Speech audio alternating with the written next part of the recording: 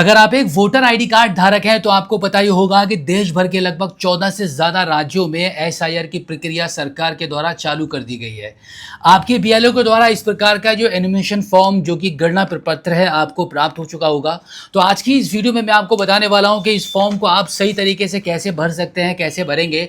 अगर इस फॉर्म के भरने में आपसे कोई भी छोटी से छोटी भी कोई भी मिस्टेक हो जाती है तो आप पर भारी पड़ सकती है, क्योंकि इस फॉर्म के भरने में अगर कोई भी गलत इन्फॉर्मेशन अगर आप इसमें भर देते हैं तो आपका फॉर्म तो ये माना जाएगा कि आपने भरकर अपने बीएलओ को दे दिया है, बट कुछ ही समय के बाद आपको नोटिस जारी कर दिया जाएगा और फिर आपको ये बताना पड़ेगा कि आपके पास क्या प्रूफ है कि आप भारतीय नागरिक हैं या फिर लास्ट एसआईआर जो 2002 या 2003 की लिस्ट में आपका नाम था, अगर आपका नाम नहीं था तो फिर आपके पेरेंट्स यानी कि आपके माता पिता, दादा दादी या नाना नानी में से किसका नाम था। इसका एक वैलिड प्रूफ आपको आपकी तहसील जाकर एसडीएम के सामने आपको प्रूफ करना पड़ेगा, उसके बाद ये आपकी समस्या खत्म हो पाएगी।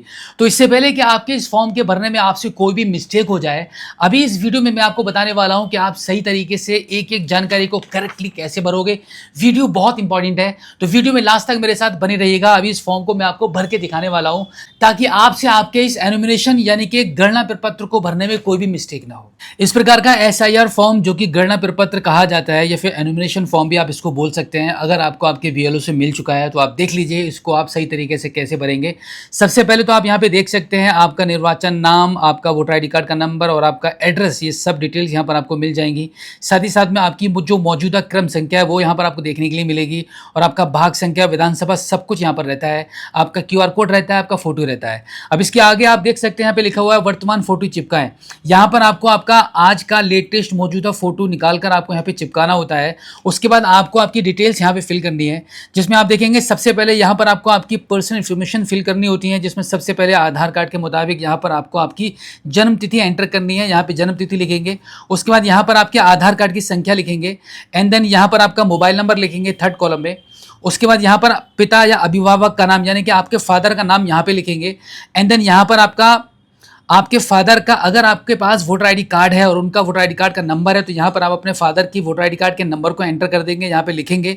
उसके बाद यहाँ पर आप माता का नाम दिया गया है, यहाँ पर आपकी माता का नाम लिखेंगे एंड देन यहाँ पर आपकी माता का अगर वोटर आईडी कार्ड बना हुआ था और आपके पास उनका वोटर आईडी कार्ड का नंबर है तो आप यहाँ पे वोटर आईडी कार्ड का नंबर लिख सकते हो। वैसे यहाँ पे ऑप्शनली दिया गया है, अगर आप चाहो तो उसको खाली भी छोड़ सकते हो। इसके अलावा यहाँ पर आपकी शादी अगर हो चुकी है तो अगर आपके पति या पत्नी का नाम उनका वोटर आईडी कार्ड है तो उनका यहाँ पे आप उनका नाम लिखोगे, पति या पत्नी का नाम यहाँ पे एंटर कर दोगे एंड देन यहाँ पर उनका वोटर आईडी कार्ड का नंबर आप लिखोगे। अब देखो ये भी ऑप्शनली है, वोटर आईडी कार्ड का नंबर, अगर आपके पास आपके पति या पत्नी का वोटर आईडी कार्ड का नंबर नहीं है तो आप इसको खाली छोड़ सकते हो।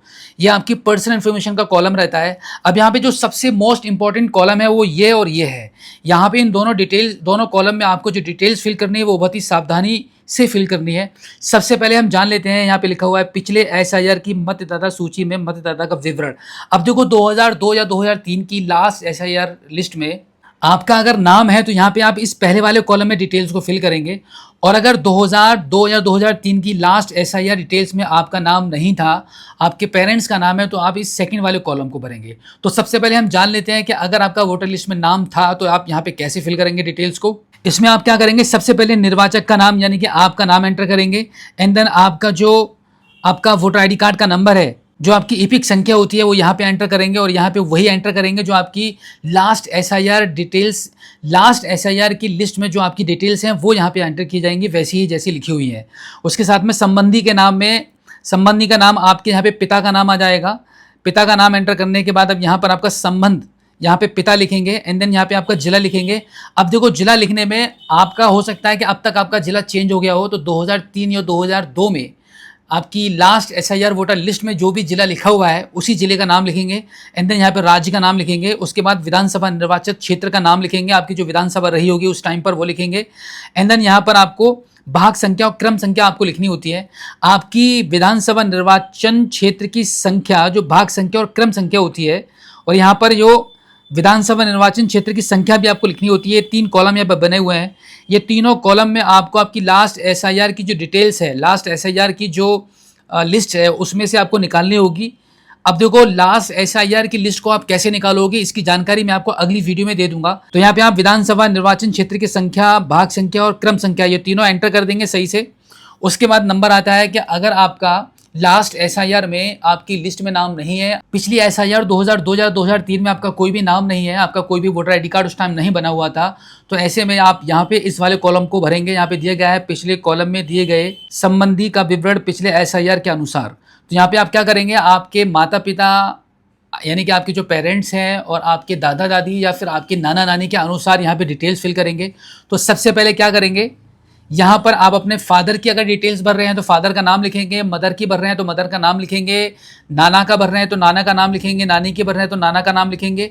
जिस भी पेरेंट्स के नाम से आप डिटेल्स भर रहे हैं तो सबसे पहले यहाँ पर उनका ऊपर नाम लिखेंगे। सपोज मैं मान लेता हूँ कि हम अपने फादर के डिटेल्स यहाँ पे भर रहे हैं, तो यहाँ पर हम अपने फादर का नाम लिखेंगे, यहाँ पर उनके वोटर आई डी कार्ड की संख्या लिख देंगे, यहाँ पर संबंधी यहाँ पे लिखेंगे, संबंधी में आपके फादर का नाम यानी कि आपके दादा का नाम लिखेंगे। एंड देन संबंध में यहाँ पर आप लिख देंगे पिता, और यहाँ पर आपका जिला लिखेंगे। 2002-2003 की लिस्ट के अनुसार जो भी आपका जिला रहा होगा उसी जिले का नाम लिखेंगे। एंड देन राज्य का नाम लिख देंगे। इसी के साथ में आपका विधानसभा क्षेत्र, विधानसभा निर्वाचन क्षेत्र का नाम, आपकी जो विधानसभा है उसका नाम लिखेंगे। एंड देन यहाँ पर विधानसभा निर्वाचन क्षेत्र की संख्या लिखेंगे, भाग संख्या लिखेंगे और क्रम संख्या लिख देंगे।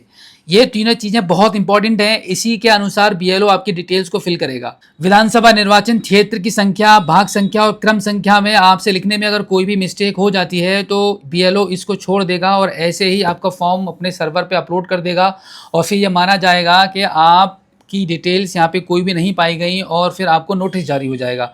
तो इसलिए ध्यानपूर्वक ही इन डिटेल्स को आपको अच्छे से फिल करना है। अगर आप इस वाले कॉलम को भर रहे हैं तो इन तीनों डिटेल्स को अच्छे से फिल करेंगे, बार बार चेक करके। और अगर आप इसको भर रहे हैं तो यहाँ पे पेरेंट्स की डिटेल्स को अच्छे से फिल करेंगे। उसके बाद आपको क्या करना है, यहाँ पर आपको अपना सिग्नेचर कर देना है। अंगूठा लगाते हैं तो अंगूठा लगाएंगे, सिग्नेचर करते हैं सिग्नेचर लगा देंगे। एंड देन यहाँ पर आपके बीएलओ के सिग्नेचर होंगे। इतना ये फॉर्म भरने के बाद, कंप्लीट करने के बाद इसकी एक कॉपी आपको बीएलओ से ले लेनी है, अपने पास रख लेंगे ताकि आपके पास एक प्रूफ बन जाए। कभी भविष्य में अगर आपसे सरकार ये पूछती है कि क्या आपने कोई आपका गणना प्रपत्र भरा था, आपने एसआईआर का फॉर्म भरा था, तो आप इसकी कॉपी उनको दिखा पाएँ, जिससे कि फ्यूचर में इस काम को लेकर कोई भी आपको दिक्कत ना हो। तो बिल्कुल इसी प्रकार से, इतने आसान तरीके से आप इस फॉर्म को भर सकते हैं।